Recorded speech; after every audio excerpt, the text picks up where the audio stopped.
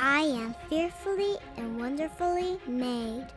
For 25 years, the National March for Life has been the nation's premier pro-life event. I am choosing life for my baby. Uniting hundreds of thousands of Canadians in Ottawa and around the nation who stand for life, while challenging our legislators to enact legal protection for Canada's most vulnerable. I am deserving of assisted living, not assisted death.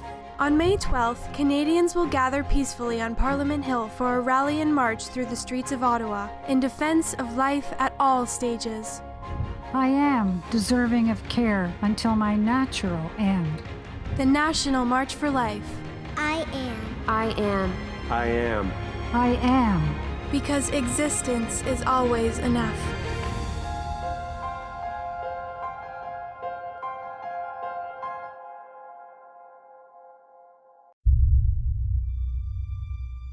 The government came to us and they said, you have to start killing your patients. And we refused. So they all came against us. This is really about causing the death of somebody at a vulnerable time of their life. That's what euthanasia is about. You know, taking advantage of the fact and abandoning them by killing them.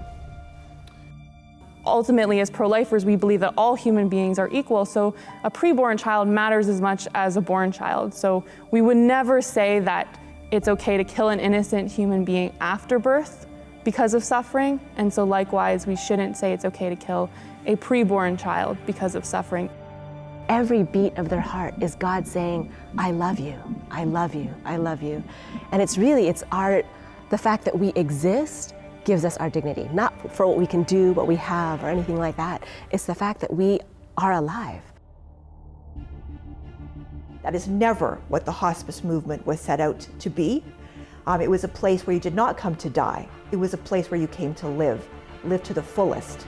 So, that's the tragedy of what these laws do. You don't have to earn your value or earn legal protection. You should just receive that same respect. You should receive human rights because of who and what you are, which is a human being. And then as Christians, we have all of that dignity and because of our Creator. So many women have this veil over their hearts and their minds after they've had an abortion that they have committed the unforgivable sin. But that's completely a lie, and that's a false truth that the devil wants them to believe. We've abandoned you to death, and on top of it, there's certain classes of people who obviously fall into that category far easier than others. And so we've created a situation of human inequality rather than human equality. We've taken away the dignity of a human person because we said it's okay to kill you. We have not surrendered, and we end up being part of the greatest human rights movement of all time.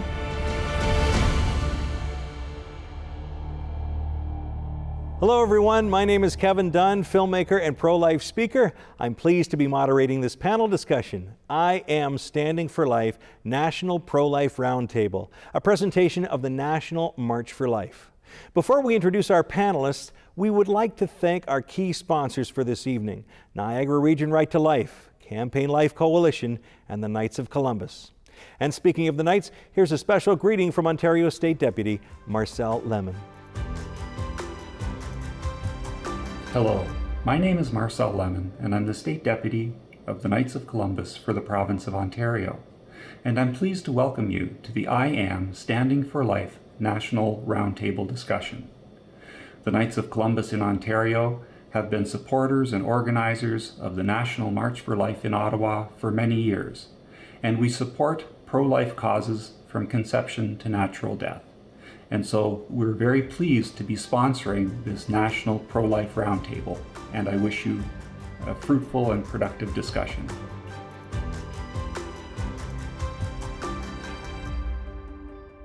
Tonight we're going to tackle the two key social justice issues of our time, abortion and euthanasia, the destruction of life, which now threatens life at all stages here in Canada. Before we bring on our panelists, here are some key things you need to know about both of these issues. Euthanasia was legalized in 2016 under Prime Minister Justin Trudeau. Since then, doctors have euthanized over 21,500 patients in Canada under the misleading euphemism medical aid in dying. In just a few short years already, some of the scant safeguards have been dropped. Now anyone with a grievous and irremediable medical condition is eligible to be euthanized regardless of whether they're dying or not. If their death is reasonably foreseeable, they can be killed the very day they make such a request, even though one's will to live fluctuates significantly over short time spans. Otherwise, a patient need only wait 3 months before the state will take their life.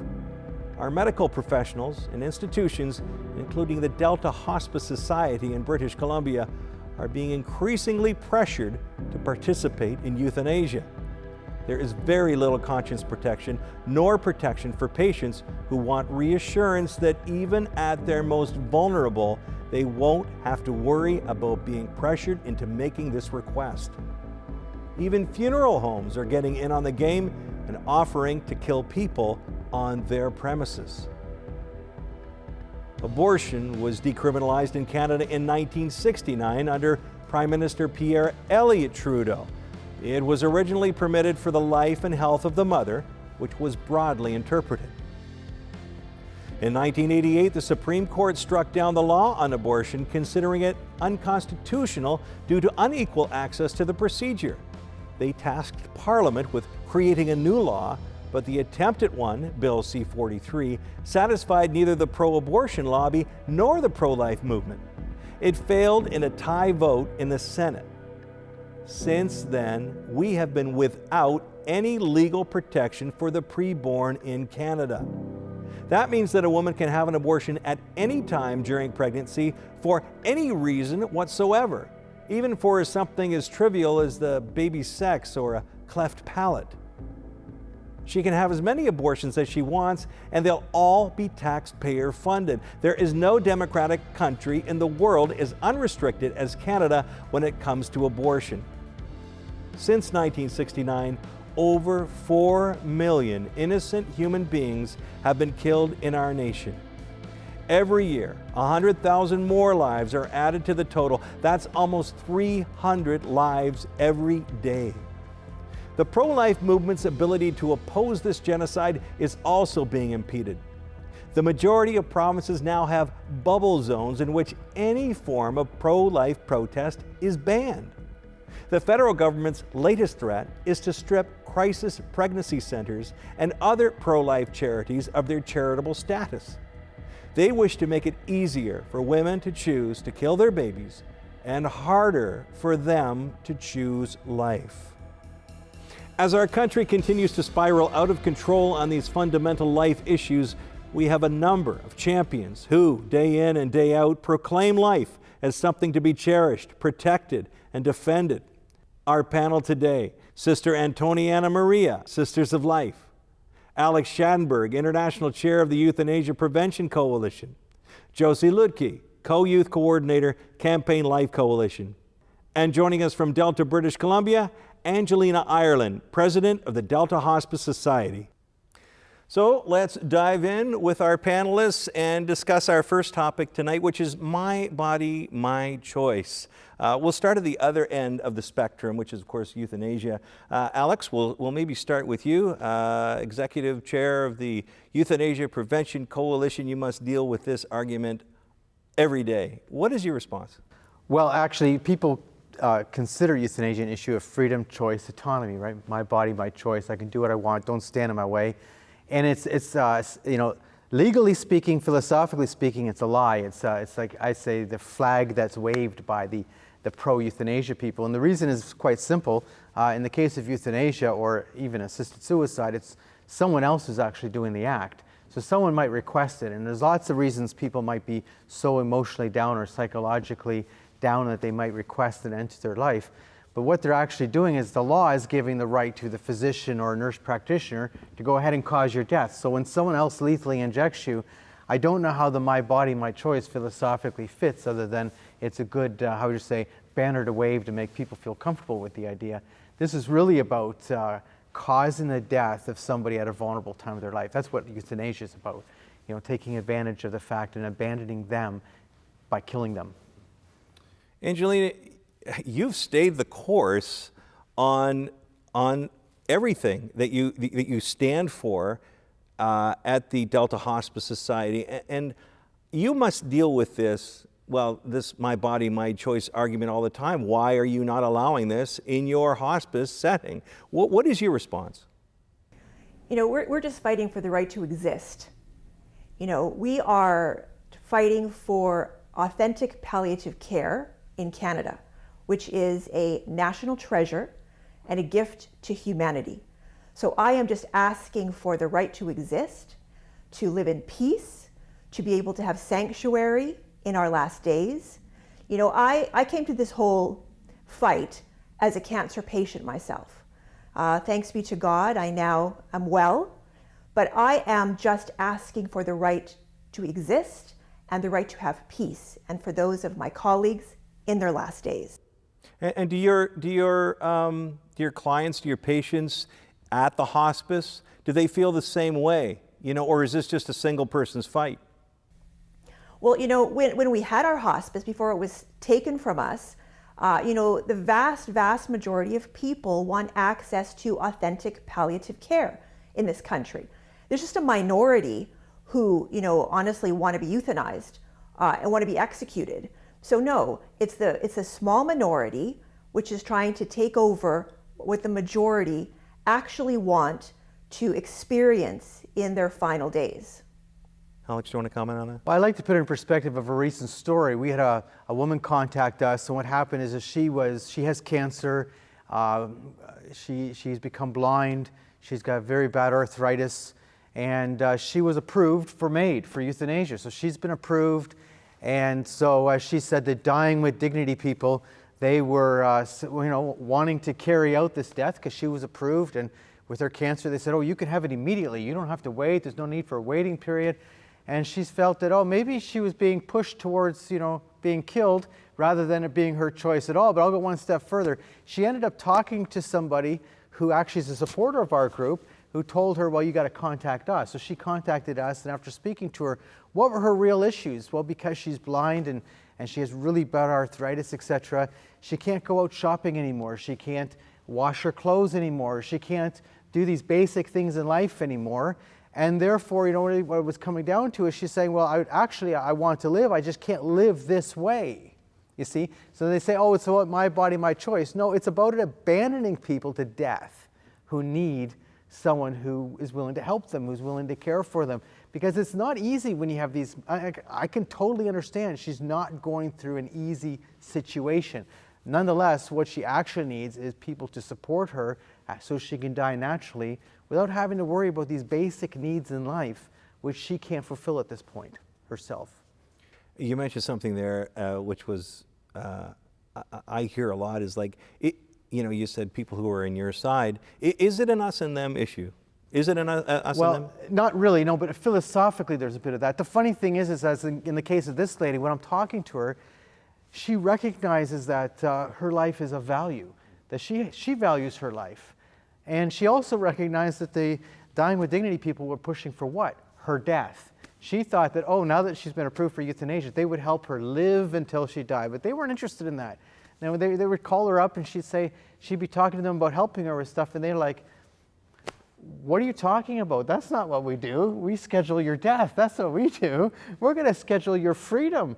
Well, it's not about freedom. This wasn't about freedom. She needed help with basic things. And so once you started, organizing that for her and saying, well, that's possible. No, that can be done. These things. No, and then she's saying, well, that's great because, I feel I have things left to do. She is terminally ill. She will die. All that is true.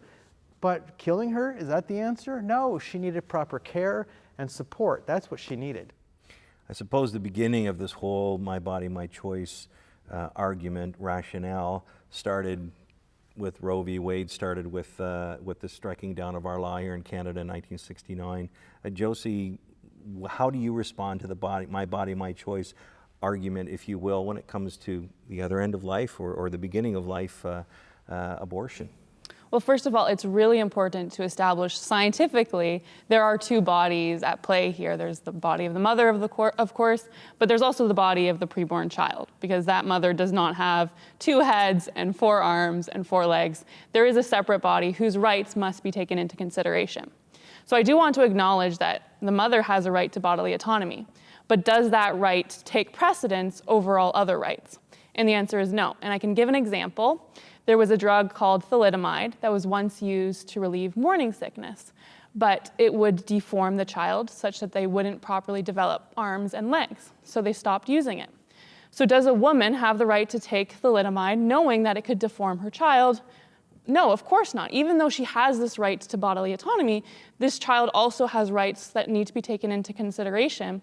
And so if it's wrong to deform a child, certainly it would be wrong to deprive this child of a future altogether, as abortion does. So the right to life takes precedence before the right to bodily autonomy. Furthermore, parents have obligations to their children. They have responsibilities. So a parent who's charged with neglect because they decide to lie in bed all day rather than feed their toddler, they are not going to be able to use the excuse, my body, my choice, in front of a judge. The judge would laugh at them.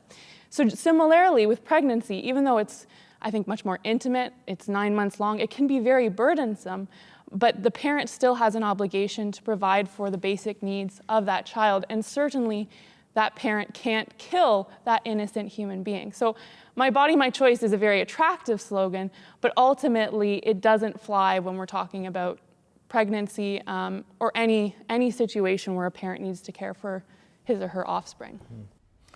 Sister, I mean, let's talk about this practically. You pick up the phone every day or get an email or however you're contacted. This must play in to what you do on a regular basis in assisting women in crisis pregnancies.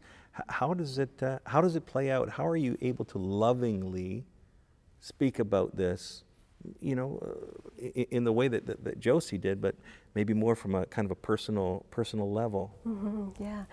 So as Sisters of Life, we have the privilege of really receiving women who are in a real crisis situation. And oftentimes, a pregnancy is an experience of a complete crisis for them. It's so the first thing that we do as sisters is we listen. And just to be able to listen to her fears, her dreams, her hopes, her shattered dreams, and then for her to be able to be received in love, and for us to reflect back to her her strength, her goodness, her beauty. And when she can experience herself to be understood and loved, immediately her heart turns towards her child. So our experience is to love the mothers so the mothers can be good mothers to their children. And so that's, so the experience of my body, my choice, that sort of slogan kind of pales in comparison to the experience of a woman experiencing herself as beautiful, good, strong, believed in. And then immediately she knows she's pregnant. It's not a foreign concept to her. So just a quick example, a woman called us, she's a university student, and being pressured to have an abortion by her parents as well as the father of the baby. And we listened to her for about 2.5 hours. And after she experienced herself to be understood and known and believed in, she's like, I'm gonna rock this pregnancy. I'm gonna have this baby. And so last September, she gave birth to a beautiful baby boy, and she's finishing up her university degree, and she's a great mother. Yeah, I mean, you hit on a really, really powerful point there, that point of empowerment. And you don't really hear about, you certainly hear about it from the other side, if you will. Oh, this abortion is women empowerment. But you're saying it's something completely different, that the empowerment comes from the dignity that you provide.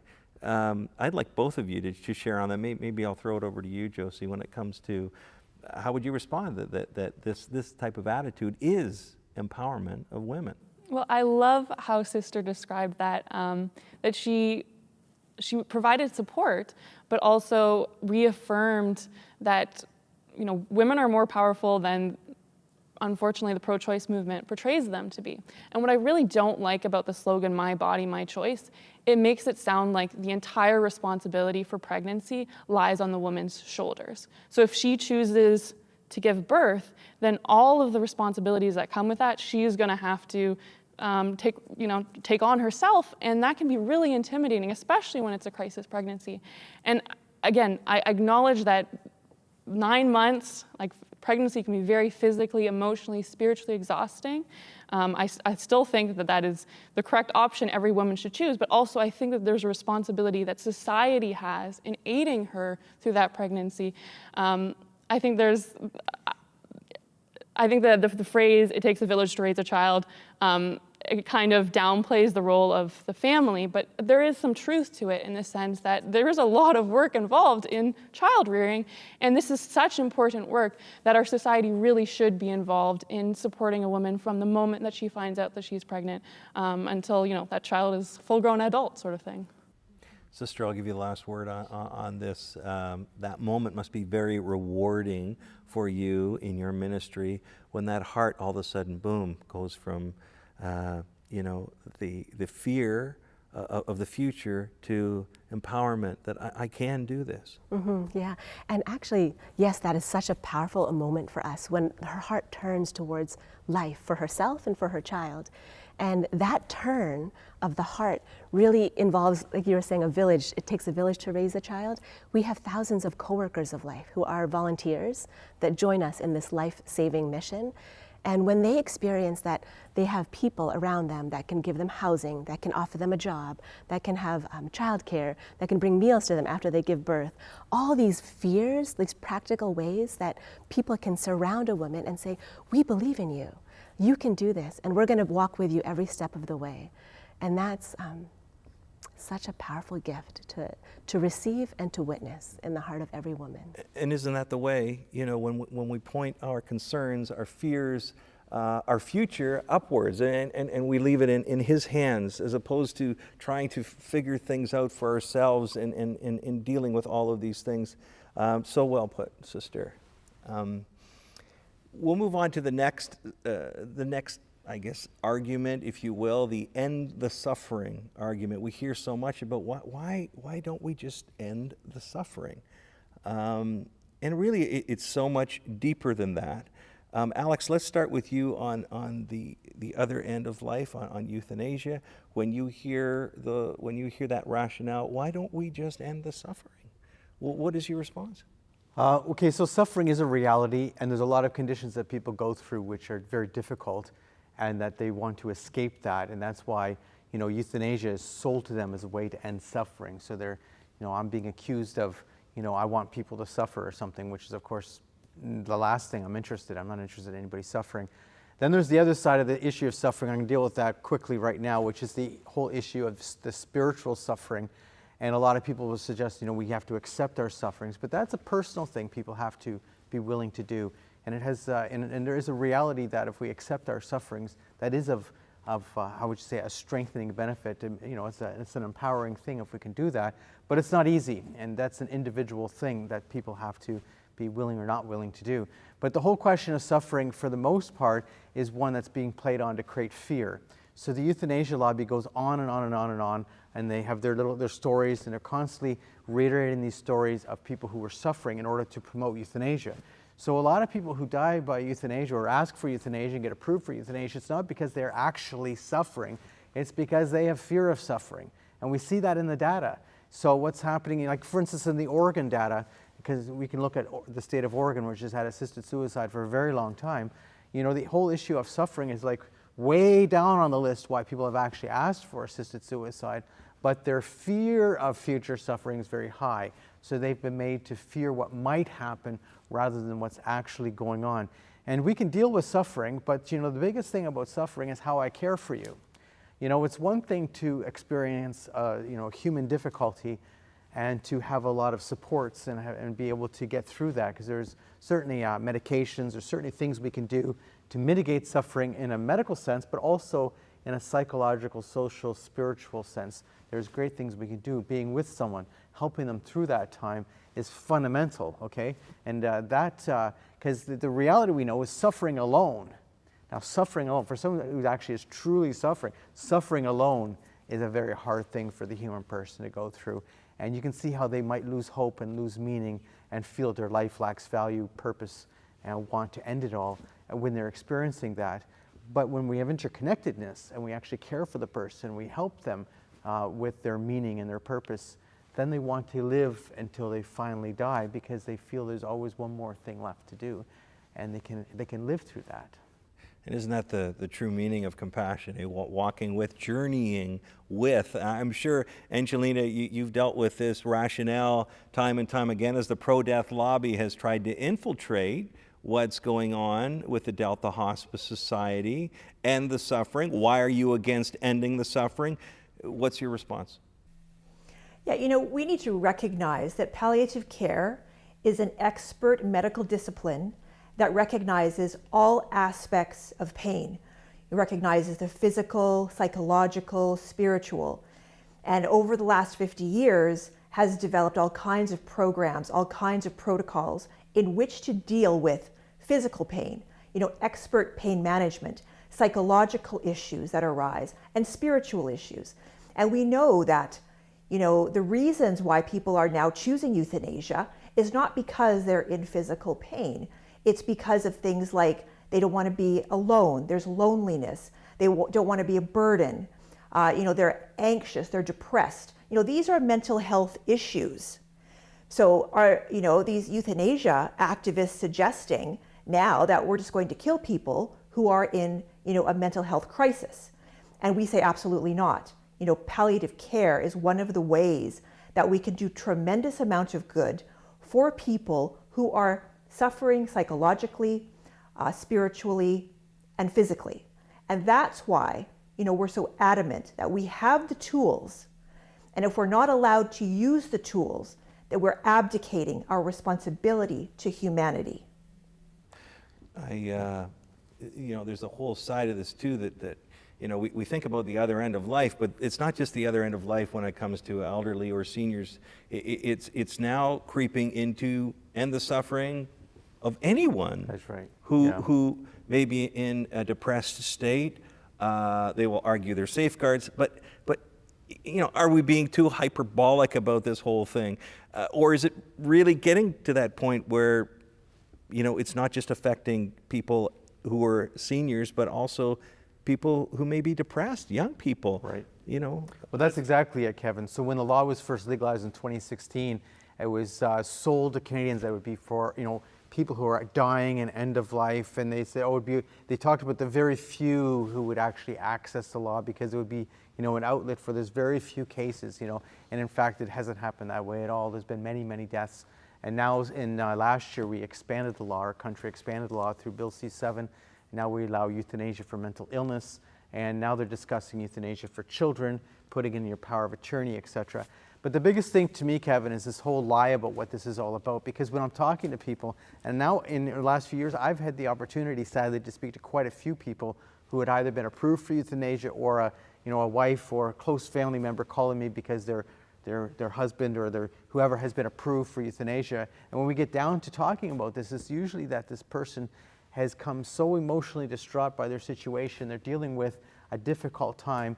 They are going through what you would call, I guess these are sort of like end-of-life issues, and they're trying to get away from their fears. And what they're coming to the point is they're saying, I have no more meaning. I have no feeling of hope. I've lost my purpose.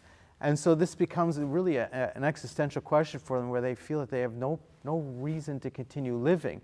And when I look at that and I start talking to people, what is my goal then? Well, because this is a greater type of suffering, actually. It's a suffering of, I feel my life has no meaning or purpose, right? That's a totally different issue than physical suffering per se. And what I try and do is I'm talking to people about how to find those little meanings, those little purposes, those little goals that we can establish.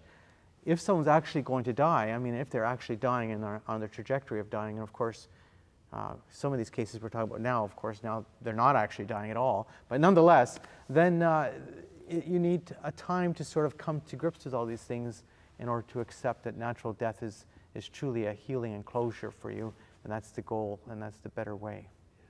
It's that whole idea of finding something to live for. Angelina, you must come across this so often in hospice setting, where giving people that goal, that what can we live for, even if it's a day or a week or a month, that life is worth living for every moment that we're granted on this earth. How do you see that? How do you respond to that? Do you have an anecdote or something that comes to mind when you hear that what Alex was just speaking about? Yeah, there's tremendous different reasons that people have to want to carry on and to live life to its fullest every day. People want to have reconciliation. There's business that they feel that they need to do before they say goodbye. And the most tragic thing is that there is a lot of anxiety and depression sometimes when people come to a hospice. But with the current laws, their worst day becomes their last day.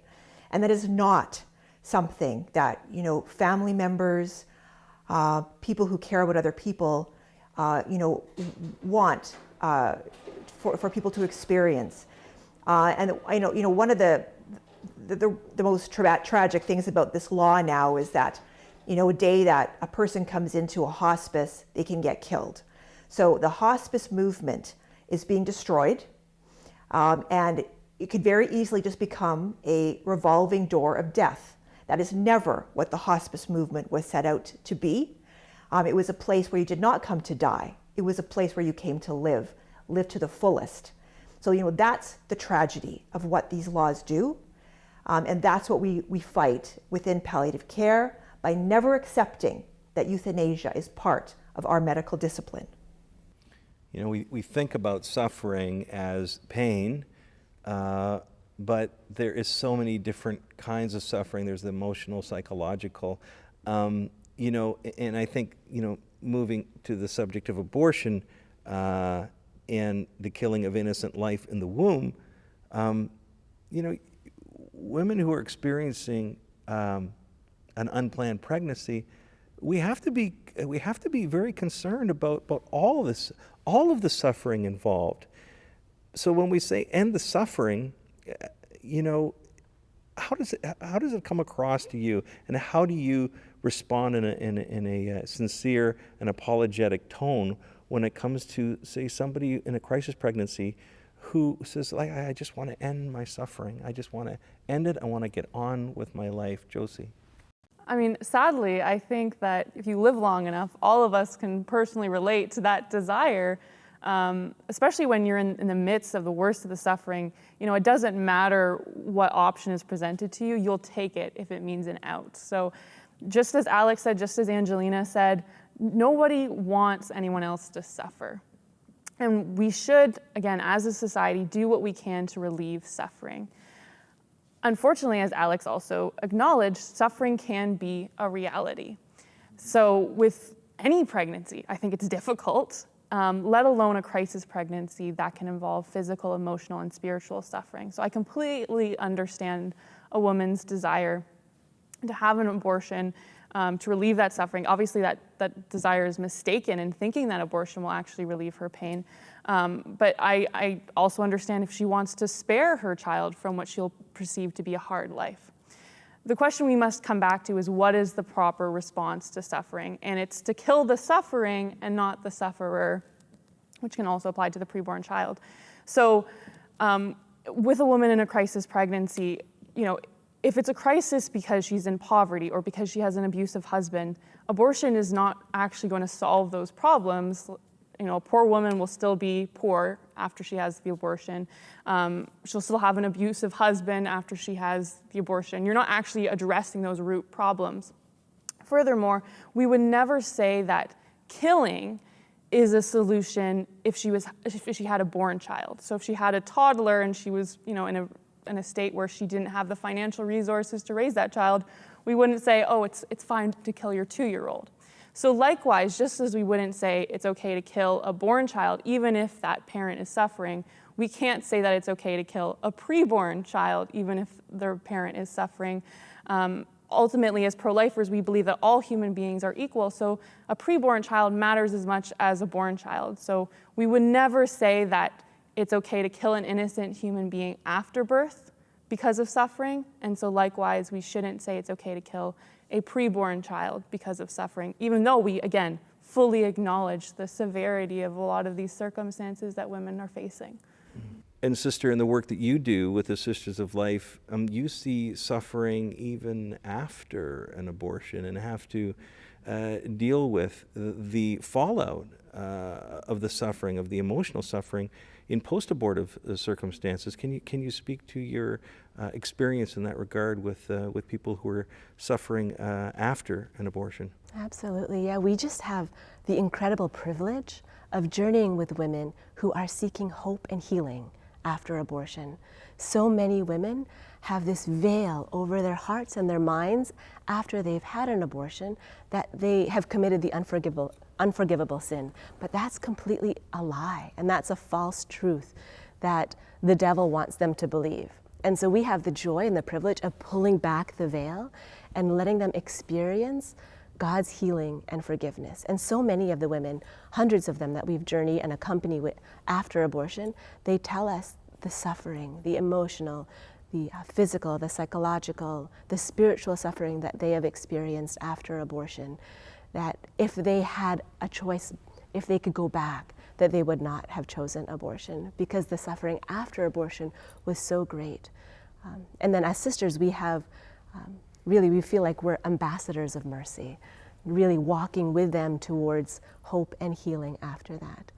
But just going back to when a woman is pregnant and feeling the suffering and the fear of a child, an unexpected pregnancy, I think the greatest suffering is that in the heart of her, in the depths of her heart, she feels so alone. And just going back to what Alex was saying, and that really the response to this kind of suffering, the suffering of feeling so alone and feeling rejected, whether it's from her parents or the father of the baby or her friends, is love. That is the response, is love. And no matter how much suffering a person is going through, if they have love, they can do anything. And when you go through the suffering with people who love you, you will become richer, more compassionate to others. Your life has more meaning and more purpose because you didn't get rid of suffering, you passed through it and you become more human, and the greatness of your love really shines and radiates to the world. I've heard people say, okay, we have 4 able-bodied people up here, healthy people speaking, and what we're speaking about are really, really difficult circumstances on either end of life. Yet you, with the Sisters of Life and the sisters who work with you, and your volunteer of thousands of your network of volunteers across the country, you journey with these people, not just at the time of their crisis, but sometimes days, months, weeks, years after. Can you speak to that? Yeah. Because I think that's something that we don't hear enough about. They say, oh, you just care about the baby, you just care about the person at that moment, and you don't care about it after. Is that the case? Not at all. Yeah, when a woman calls us, she becomes part of our family. And with family, you're with each other for the rest of your life. And so every year we have parties, Christmas parties, birthday parties, Mother's Day parties for women whose children are now 15, 16, 17 years old. And they, when you become part of our family, you're family for life. And so we're with them every step of the way. Alex, you must, and Angelina, as far as euthanasia and in a hospice setting, you must experience that too, that these relationships, that moving through the suffering, as Sister was talking about, really becomes pivotal in that whole dignity question, the dignity of the person. Yeah, and when I look at this, I really think of the term abandonment really coming home, because when we're talking about killing somebody, and that's what it is, really what we're doing is we're abandoning them to death. We're not caring for them at all.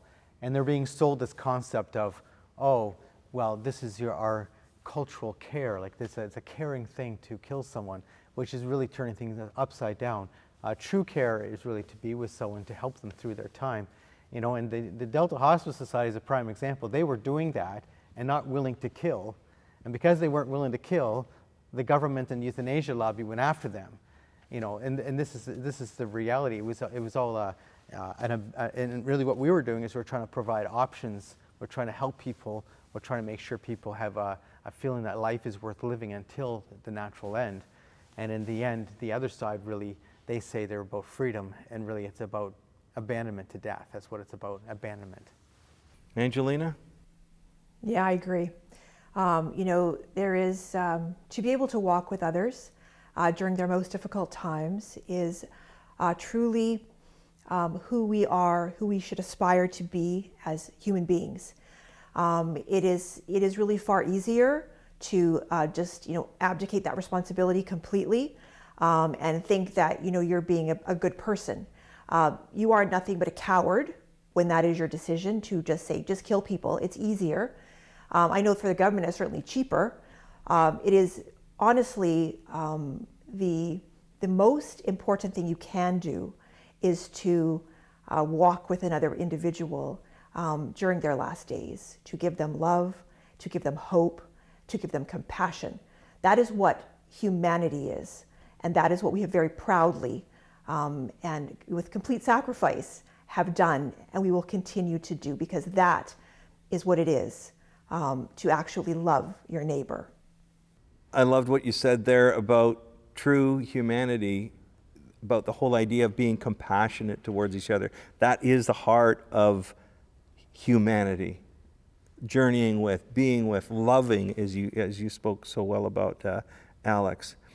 And when we look at the theme for this year's March for Life, the reason why we're here doing this program today is anticipation of the March for Life, the National March for Life. And the theme this year is I Am, which speaks volumes in so many different settings, but of course has its heart in the great I Am, the one who gave us the dignity, who shared his dignity with us as humans.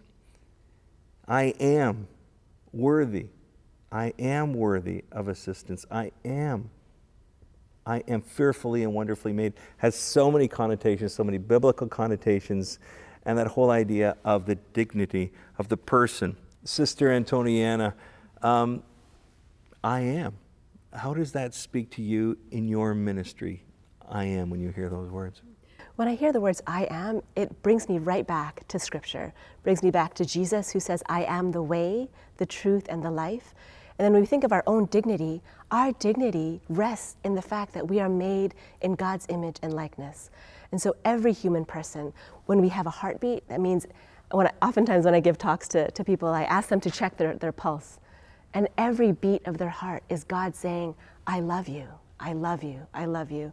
And it's the fact that we exist gives us our dignity, not for what we can do, what we have, or anything like that. It's the fact that we are alive. That gives us our the sacredness of our life.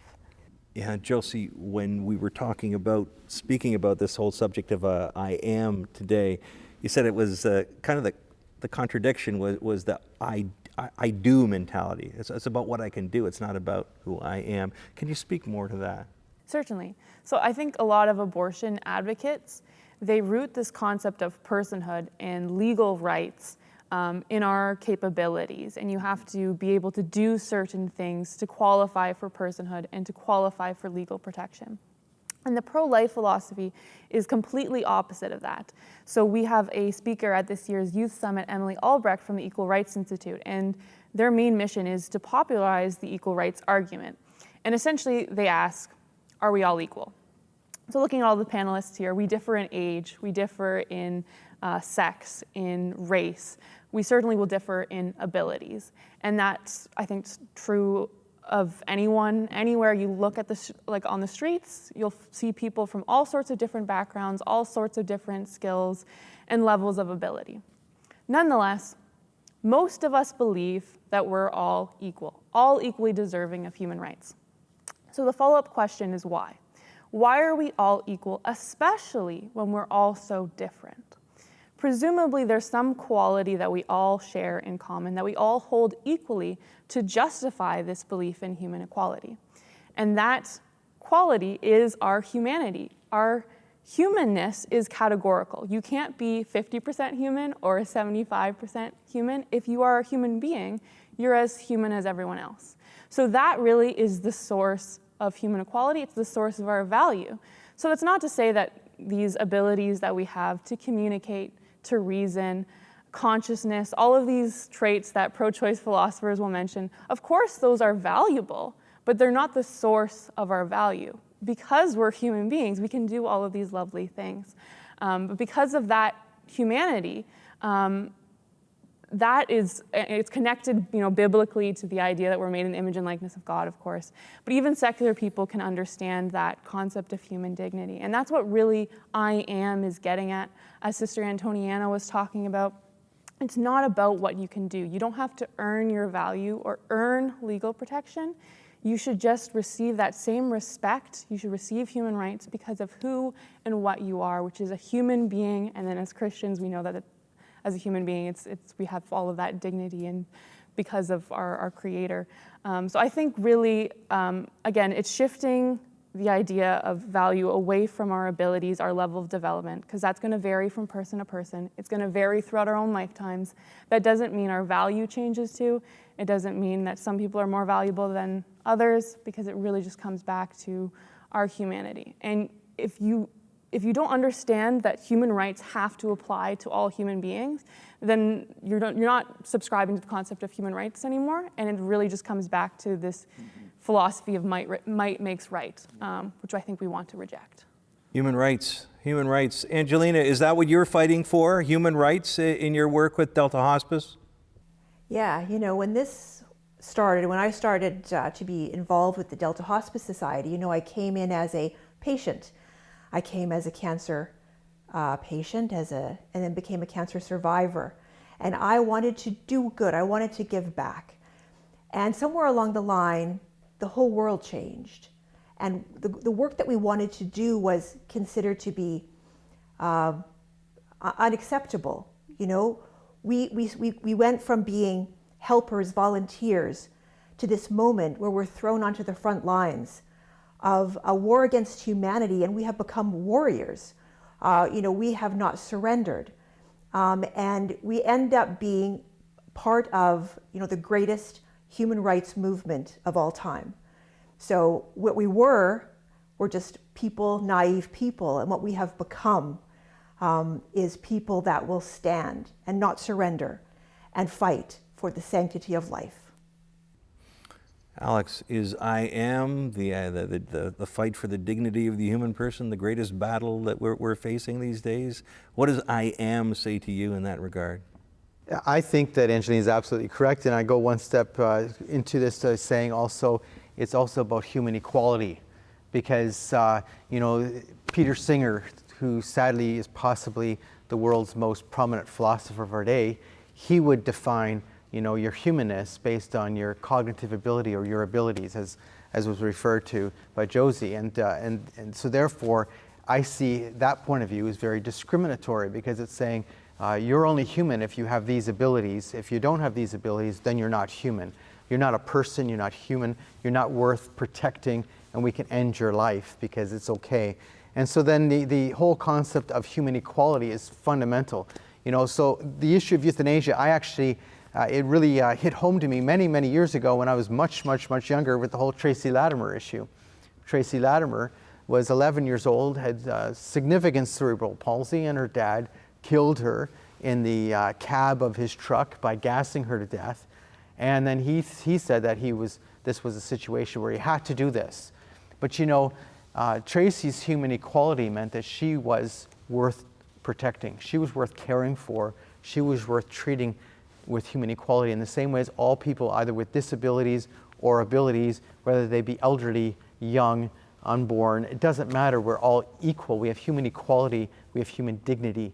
And by treating us that way, then suddenly all of us are in the same spectrum together, whether we're wealthy or poor, whether we're filmmakers or just euthanasia opposers. It doesn't matter. We're equal and we have importance. And I think that's fundamental. Yeah, but what really drives me crazy about that situation of Latimer is in those days we put him behind bars for what he did, and now in some cases he's being hailed as a champion. Right. And so how do you make sense of that? That's what actually got me involved, because yes, he was being convicted, and yes, it went to the Supreme Court and he upheld the conviction for killing his daughter. But at the same time, there were several polls that had been done at that time which said that more than 1/3 of Canadians thought that what Robert Latimer did was just fine, and that he should just be released and he should be treated as if he did the right thing. And there was, you know, if more than 1/3 of Canadians thought that killing your disabled daughter was the right thing to do, then I knew we had a problem. That's a serious problem. And a lot of people would say, well, we're not really like that. And if you think about it, like, it's difficult to understand, but we have to look at history, what's happened in the past and what we're doing today, and realize that we're repeating history, maybe in a little different way, but we're still repeating history because we've determined that certain lives are not worth living.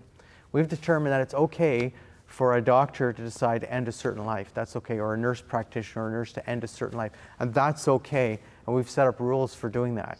Well, that means that, first of all, we've given a lack of equality, but we've given power to someone to kill you.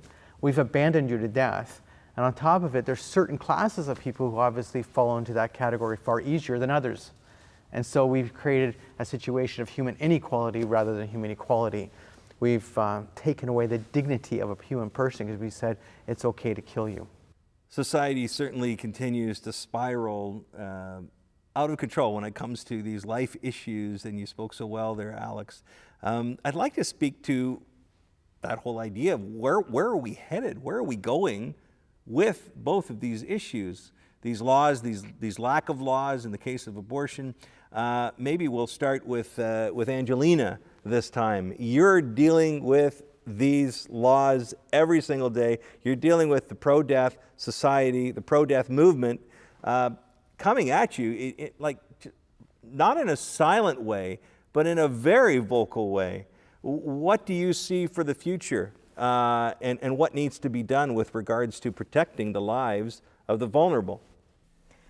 You know, I think that we can see the writing on the wall in terms of, you know, this political movement called medical assistance in dying, euthanasia, which is what it is. You know, the writing on the wall is that there is a coercive makeover happening of what we have known to be called palliative care. They're trying to push euthanasia into, you know, some very sacred spaces here. And, you know, will they be successful? By all indications, it seems to me that they will. What people need to understand is that euthanasia has no place in palliative care. In fact, it's the antithesis of what this 50-year medical discipline has always tried to do. So, you know, what I say is that we have to recognize that they're going to be trying to push euthanasia into every hospice and palliative care facility in this country. In British Columbia alone, there's maybe a handful of places left that will not kill their patients. You know, this is a contagion that will continue to drift across this entire country.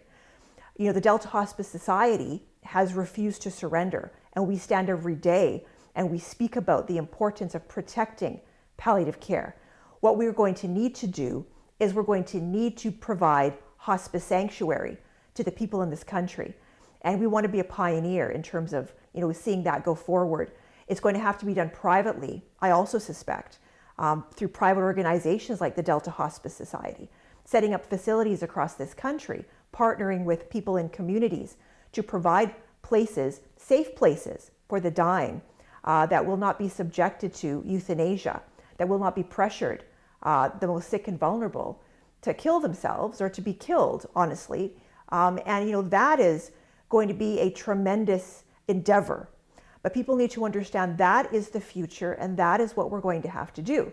We're prepared to be leaders in that regard. Well, we will show you what it looks like to build a hospice by yourself, to fundraise, to protect the most vulnerable among us. But, you know, hospice sanctuary is the movement that needs to be created in this country. And so that's what we talk about every day now. Forget about the government, forget about government money. We're never going to get government money to do that. So it's going to have to be ordinary people, populist grassroots movement for hospice sanctuary across Canada.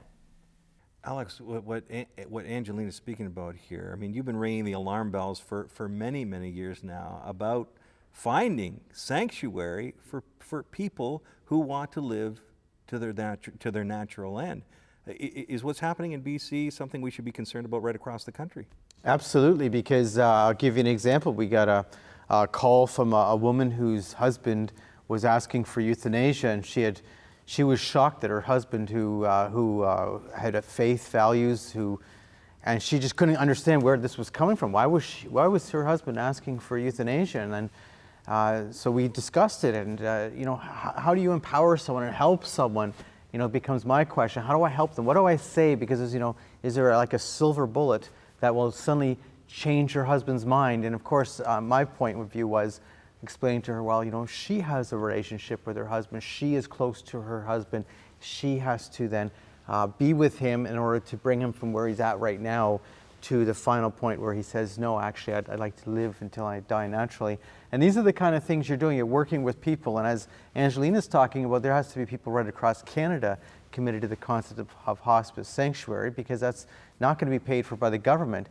In fact, this man was in a hospice, the one husband who had been asking for euthanasia. And it was actually, in the end, it was one of the nurses in the middle of the night who spoke to him to help convince him that maybe this was the best idea for him. And this is the kind of thing that goes on when people are going through their vulnerabilities. But in our own country, what's going on right now is so we passed this Bill C-7 last year, which expanded euthanasia. And now we've got a government committee that's been established, and it's been given a fast timeline. So by June 23rd, it has to have a report out. So how much time are they actually going to seek true information? And they're looking at what? Child euthanasia. They're looking at euthanasia in your that you can put in your advance directive. So you say in your advance directive, I'd like to have euthanasia if I become incompetent in some way. Now the crazy thing about that is then when you become incompetent, what happens? You lose your right to say no, because the law says that if you're incompetent, then we have to follow what your advance directive says. So let's say you've changed your mind. You have no right to change your mind if we put it in your advance directive. These are the kind of things they're talking about now. Euthanasia for people with mental illness. Well, that's already been passed in law. So now it's just implementing. And these are the directions they're going. But the one other thing that affects things is the whole thing of hospice sanctuary. The euthanasia lobby right now is started a campaign. They're going after denominational hospitals and denominational nursing homes, etc., and hospices, saying that they're using this concept that there should be a right that you not be transferred. So they're saying the problem is that we're forcing people to have to be transferred. So what's happening is, so let's say Kevin's in a Catholic hospital and he asks for euthanasia. Well, the Catholic hospital won't do it, so then he has to request a transfer, so that he gets transferred then to the non-Catholic hospital where they would kill him. Well, they're saying that this problem of transfer, that's denying someone's rights. You have to transfer. So what they're actually saying is the denominational healthcare institutions will have to do the act, because the transfer is this terrible thing. And so they're actually trying to force it to one step further. They're trying to force it on people who want nothing to do with it. That's the big thing. And why are they doing that? Because they don't want anyone to have the right to say in the end that it's wrong to kill. We're going to get to the hopeful part of this. I want to assure viewers that we are going to get to the hopeful part of this. I think hospice sanctuary is hopeful, but I know what you're saying. But definitely, hospice sanctuary. But there's a reality of what's going on today. Yes. Absolutely. So we will get to that, but we got to get to where we're headed, because it's not a good situation. People often will call me or email me, is it really as bad as they say in Canada? And I have to say, yes, it is. We need to step up to the plate, and we will get to that. But before we do, I'd like to throw it over to Josie to speak about what's on the horizon with regards to life issues on the side of abortion and abortion rights, if you will. Well, Kevin, I want to talk about two things. The first is that there is a transition from surgical abortions to chemical abortions that the pro-life movement is challenged to respond to. So the latest figure I've seen is that 1/3 of abortions in Canada now are chemical abortions. And that's, I think, going to increase. In the States, it's already over 50%. And that is in large part due to the pandemic. But we'll also see with Roe v. Wade, as states start to restrict abortion, a lot of abortions are going to become chemical there. And then here in Canada, there's a huge push to increase abortion access through chemical abortions. So those are going to happen earlier in pregnancy. You'll have fewer women actually going to hospitals or private abortion facilities to get an abortion, but they'll have the abortion in their home. The converse of that is that we can offer the abortion pill reversal process. So if a woman takes the first pill before she takes the second, there is still a chance of being able to save that child's life. So I think the pro-life movement really needs to try to get there at that last moment and intervene on behalf of that child's life. But because of these changes, I think the pro-life movement really needs to look at how it does activism and how to respond to this different form of abortion. And then the second thing I want to talk about is the Trudeau government is going after crisis pregnancy centers who provide life-saving care to the mother and the child, as Sister Antoniana has described. So these centers actually provide real choice to women who want to give birth and just need assistance to do so. So unfortunately, the Trudeau government has accused crisis pregnancy centers of dishonest counseling, and they want to strip these centers of their charitable status, and any pro-life charity of their charitable status. So I would really encourage everyone to be able to contact their MPs to ask them to stop this plan, and especially their pro-choice MPs, because again, this is about real choice. If an MP is saying, you know what, actually we don't want crisis pregnancy centers to exist, we want them to close their doors, then they're not a pro-choice politician, they're a pro-abortion politician, and they should be revealed to be that. Sister, like all of our other panelists here, they're not just speaking about it, they're living it every day. And you are living it every day. You're taking it into the present with every phone call, with every email, with every person you encounter. What do you see? Do you see trends? Do you see things happening? Do you see there's a new that we need a new way of looking at things when it comes to the future? What are your thoughts on that? Or is it just about the present? It's many things, but I think at the heart of it, at least for us as Sisters of Life, is that this movement is really a spiritual battle. And so as Sisters of Life, we are contemplative active. So we spend half of our day in prayer because we know that the demon of the culture of death can only be cast out by prayer and fasting, which is what our founder would say. And then from that prayer then flows everything else. And recognizing that every human person desires so much to live, to give life, to thrive, to be happy. And how do they do that? They need to be surrounded by a community of love and support.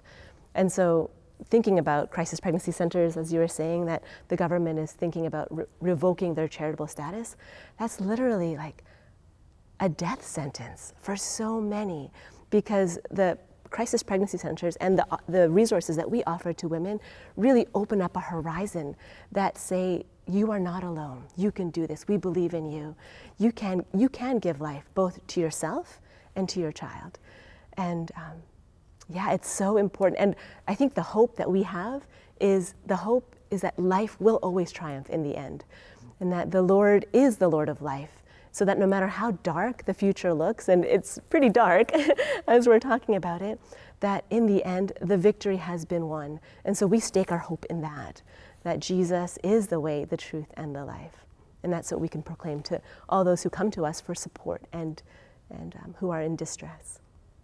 And what a perfect segue into our final segment, which is about hope. You know, the good book says we should always be prepared. We should always be ready to give a reason for our hope. And I'm wondering what our panelists have to say. What is your reason for hope? Perhaps we'll start with you, Alex. Well, actually, I think the Delta Hospice Society has shown us why we should have hope. We have to stand strong, and we have to continue. So the fact of it is that silence is not an option for us in this culture, and it's not all bad. It looks all bad, well, because obviously politically things seem to have come together in a bad sort of mess right now. But nonetheless, we can continue. You mentioned about crisis pregnancy centers, and the government wants to take away their charitable numbers. Well, there's no reason for those crisis pregnancy centers to stop their work because they're not going to have a charitable number. It's going to be a challenge to them, but they need to continue. They need to believe that what they're doing is right. In our work, we're dealing with people all the time, so there's also that one-on-one hope. You know, every time there's someone who you're helping out, you're making a difference. So I may not be able to change, as I say, the world, but I can help someone's life. I can make a difference in somebody's life, and that transfers to a whole cultural paradigm. But I recognize that we ourselves have to change. And I look at myself and I realize, okay, well, but we all have to change, though. We all have to change. We have to recognize that we have to become the cultural undoing. We have to be the example of why the culture needs to change. And so, you're not selling just life, you're actually selling the reason for life. We believe for a reason, and I always talk about this whole issue of life as having meaning. Meaning, purpose. We have direction. There's a purpose for it. I'm caring for somebody because they're a human being. They have meaning.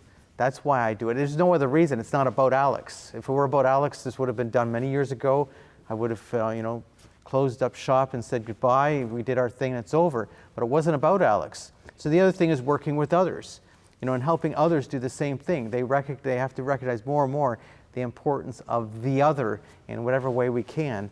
And the reason for that is, of course, that is so culturally, how would you say, it's the opposite of where the culture is. The culture is about me, and I'm not saying Alex. The culture is all about me.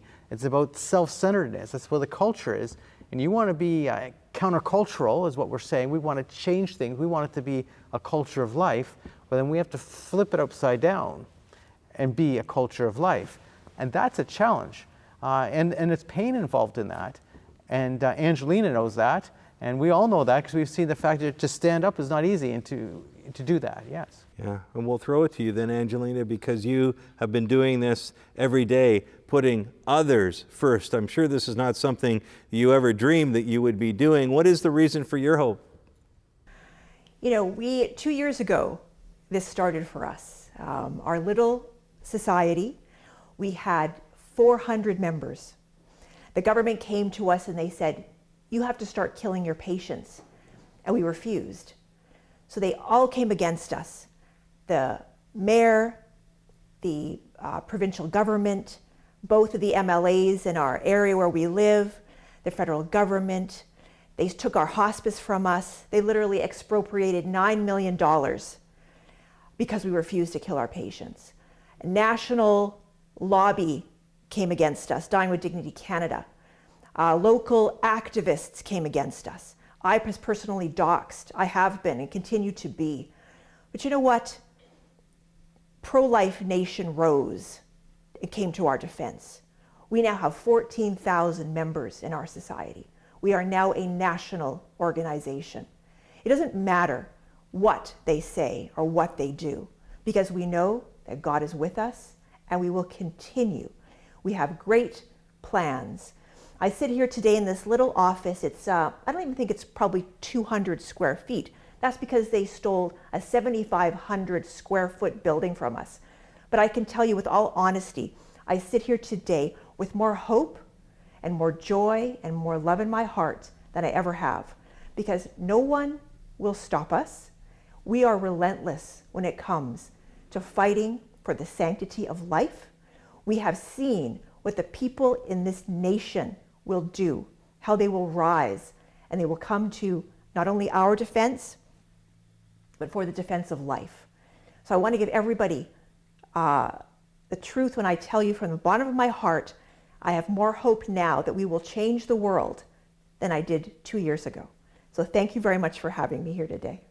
It's been a blessing, and that hope is instilled in the work that you do at Campaign Life Coalition. Josie, what is the reason for your hope in the mess that is Canada right now? My answer is going to be very predictable, but it's Jesus Christ. To provide an example, I think a lot of pro-lifers are really encouraged by the possibility of overturning Roe v. Wade south of the border come June. Certainly, I'm hopeful for that outcome. I'm hopeful that if Roe v. Wade is overturned, then we'll have a ripple effect here in Canada, and that will reignite the abortion debate here. But I also have to be realistic. And if Roe v. Wade isn't overturned, our work is the same. We have to continue regardless. We can't place our hope in man. I think the day that abortion was decriminalized in 1969 here in Canada is often referred to as the Day of Infamy. The real Day of Infamy was back when Adam and Eve chose their own will instead of God. So this battle between the culture of life and the culture of death, between good and evil, light and darkness, it's been going on for millennia. We have the privilege of doing this work today. The current iterations of this evil are abortion and euthanasia. And again, we must do our best to fight them. But we ourselves personally, we can't abolish sin altogether. So we just need to, as Sister Antoniana was talking about, to pray and to fast, and every single day to recommit to doing God's will, and to take solace in Easter and knowing that life is victorious. And so that's really what motivates me, because I think, just honestly speaking, Canada is probably one of the worst countries when it comes to life issues, so it can be really discouraging here. But our mission is the same as pro-lifers, no matter where you are in Canada. You just keep at it day by day. Jim Hughes, the President Emeritus of Campaign Life Coalition, that's what he did for decades. He's still doing today.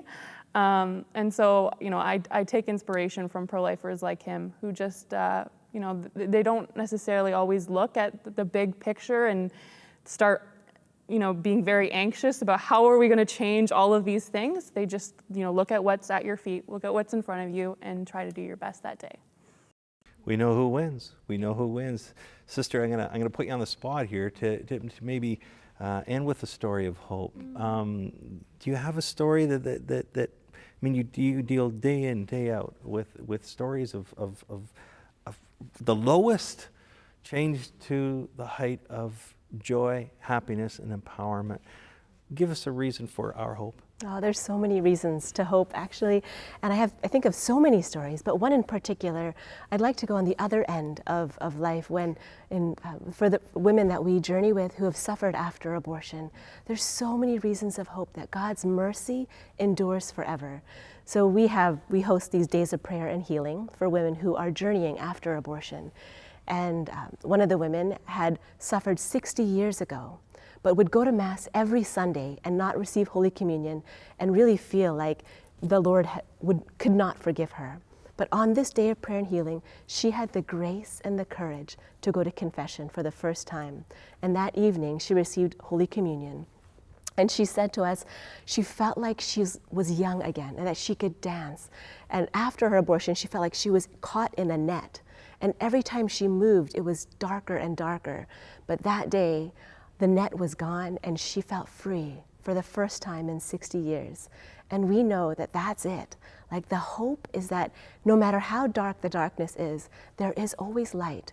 If we just turn our eyes to the Lord, who is our hope, in the Eucharist, in the sacraments, in confession, in the Mass, it's like He is our Lord, and He will be victorious. He is victorious.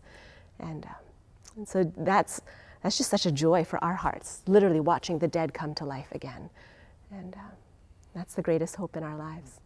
Well, we pray one day, and through the work of all of our panelists and you at home who are on fire, that this net of death, this net of depression, of abandonment, will drop.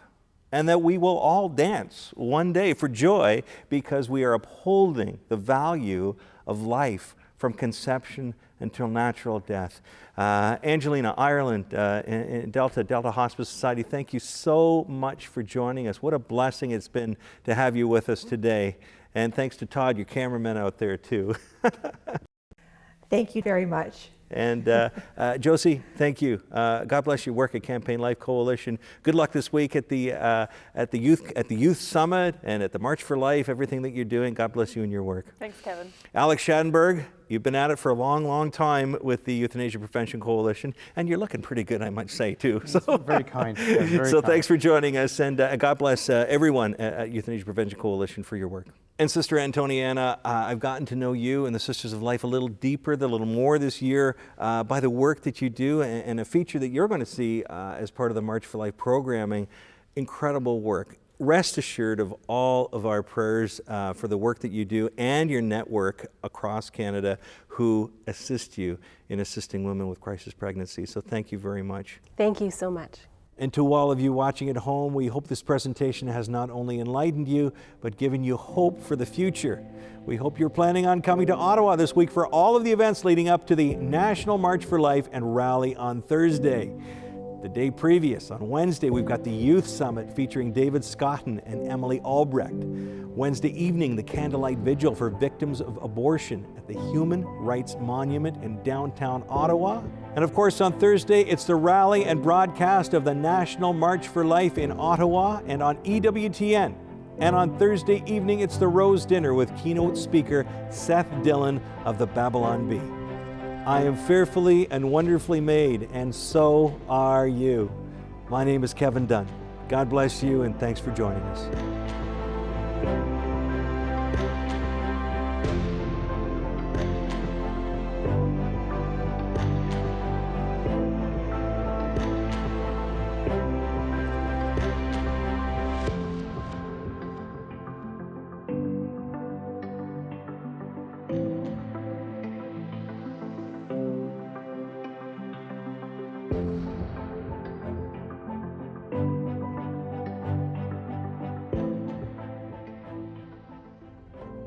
There's a mistaken notion that being pro-life is just caring for a woman right at that moment when she desires to have her child.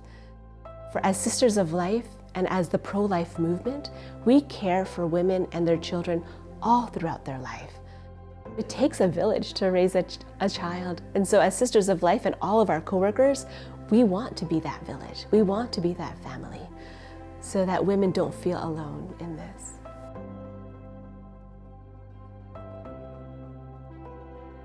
So we serve women who are pregnant and in need, and we also serve those who have suffered after abortion on their journey of hope and healing. Here in our Toronto mission, we have a mosaic of missions. So in the morning, we may be talking to a woman who is pregnant and in crisis and really mobilizing support around her. And in the afternoon, we may be serving a woman who is suffering after abortion and really seeking mercy, seeking healing after 20, 30, 40 years after her abortion.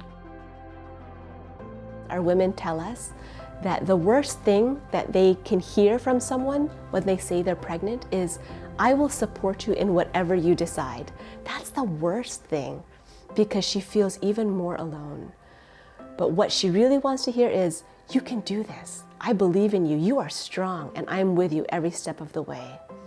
When a woman calls us who's in crisis, she automatically becomes part of our family. And with being part of our family, we serve them all throughout the life of their child. So we have birthday parties when they turn 5, when they turn 10, when they turn 15. Thanks be to God, we have hundreds, if not actually thousands, of volunteers and co-workers of life that join us in this life-saving mission.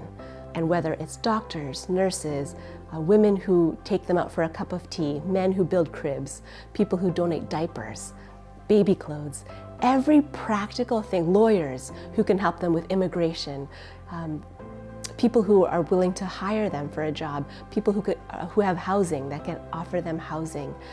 Every practical need that a woman who is pregnant and in need and in crisis, anything that she needs, we have coworkers and volunteers that can meet that need. We really see that our role is to provide a space, a loving space, a safe place for them to have all the pressures released from them so that they can make a clear choice, which is what their deepest heart's desire is to choose life for themselves and their children.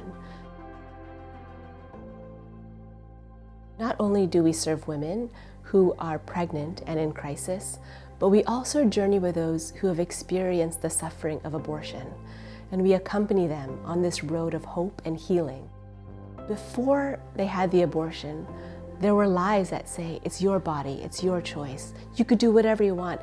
This'll just be an eraser. You'll go back to the way it was." And they felt betrayed afterwards. They're the first to tell us, "Sister, after my abortion, something radically changed. I experienced depression, anxiety, substance abuse. I felt horrible. I felt like I needed to punish myself. I felt anger, regret, all the symptoms of post-traumatic stress disorder and post-abortion syndrome." The women that come to us and reach out for hope and healing after abortion are hurting tremendously, and they desire so much to be validated in their grief. And once we acknowledge to them that the suffering they're going through is normal, this is grief, there is this release, this, "Oh my goodness, I'm not crazy." Once they're able to acknowledge the pain is real and that they're not making it up, that this is the result of the loss, the incredible loss that they've experienced in their life. It's the journey towards healing. For those who are suffering after abortion, we have a beautiful ceremony where women can entrust their child that has been lost, representing a rose, to the Divine Mercy image. And after they entrust their child to Jesus, there's a book of life. And so we keep that book outside of our chapel, and it becomes a real tangible memorial place for a loss that there's no funeral, there's no gravesite, there's no place where they can go back to remember their loss. But this book of life honors the memory of their children. So when I hear the words, I am, as Sisters of Life, it brings me back to the words of our founder, John Cardinal O'Connor. It's in our being, not in our doing. It's who we are that matters, not what we do. And so wherever a woman finds herself, whether she's in an abusive relationship and she's pregnant and she's in need, we'll surround her with God's love and mercy. Whether it's been 20, 30, 40 years after her abortion and she feels she's trapped, she feels trapped in darkness, we surround her with God's love and mercy. The anchor is that every human life is sacred, is precious from the moment of conception until natural death. It's a blessing. It's a blessing to be able to serve on both ends, to reach out to God's love and with His love, with His mercy, with His life.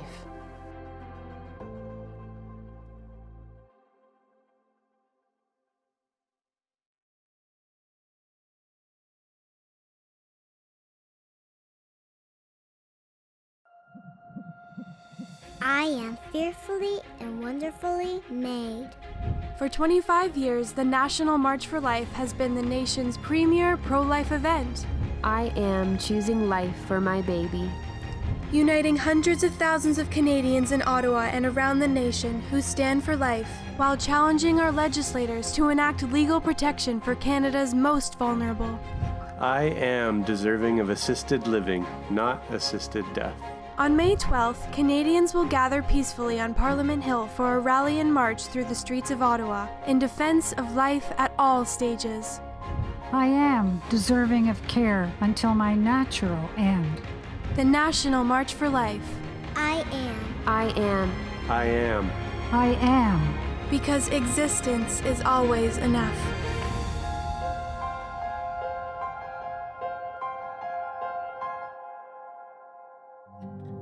Sometimes people feel they have no choice.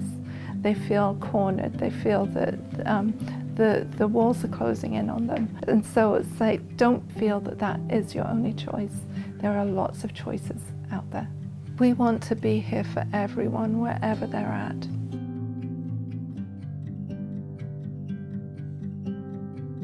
One of the things that we do is empower women. We equip them.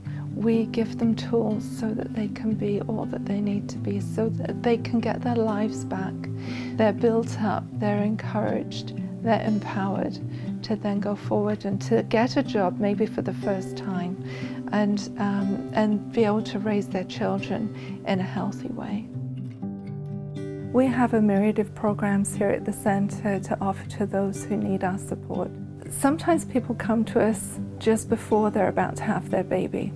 That's often when they realize, I need help, I need support, I don't know what I'm going to do when I have this baby.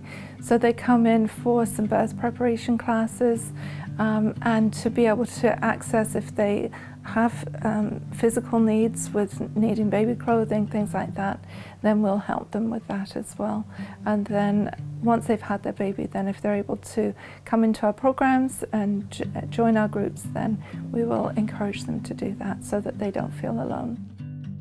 I think what a pregnancy centre does is help bring people back to having community, to knowing they're not alone, to know that they're going to be supported. They'll meet other moms, they'll meet our staff, our volunteers, and they'll have a sense of belonging, which I think has got lost in our culture today.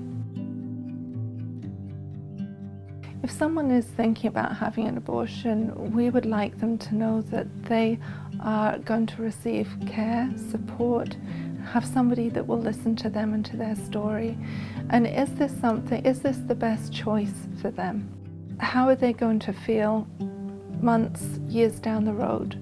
How are they going to acknowledge what has happened to them? And so often what we hear is, I wish I had spoken with somebody outside of the relationship that I was in. If they've been pressured by a partner, a husband, to have an abortion because they don't want to have this baby, then come and speak to somebody else outside of that relationship before you make your final decision. And having that dialogue with someone, it just opens up their minds. Having worked with women who have had abortions 20 years, 40 years, I can see the effect and the impact it's had on their lives. And so having that compassion to really care for someone in that situation, to hear their story so they feel heard, is a key to them getting the healing that they need and to have hope to move forward in their own lives. The medical community is very quick to pressure somebody into having an abortion. Even if that baby maybe will only survive a few hours, or a few days, we need to get to a place where we're not afraid of going through the hard things in life. And we've seen that ourselves when a mom who she knew that her baby was only going to live for a few hours. And because of the support she received, she wanted to have this baby. She wanted to go through the rites of passage for this baby. My biggest frustrations is the people who hate us, who spread false information, call themselves pro-choice or reproductive justice, and not having conversations with us to truly find out who we are, what happens in a pregnancy centre. I've invited Justin Trudeau to come to the centre, to have a tour, to have conversation with us, to find out more. He seems to just be listening to one side of the argument, and I would just love for him to be able to come here to see what we do, to hear what we do, and that we are all about women being empowered in their lives.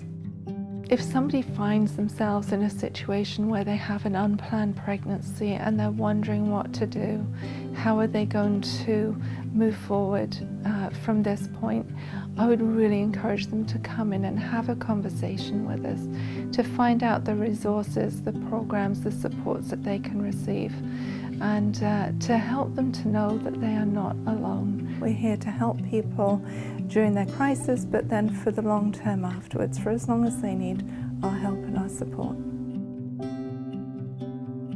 When I hear the words I am, I hear God as being the great I am. That's what I hear. With the babies saying, I am here, and seeing that connection with God as being the great I am, that sovereignty of God knitting this little one together in a mother's womb. It's precious, it's special, and it means to me all life matters.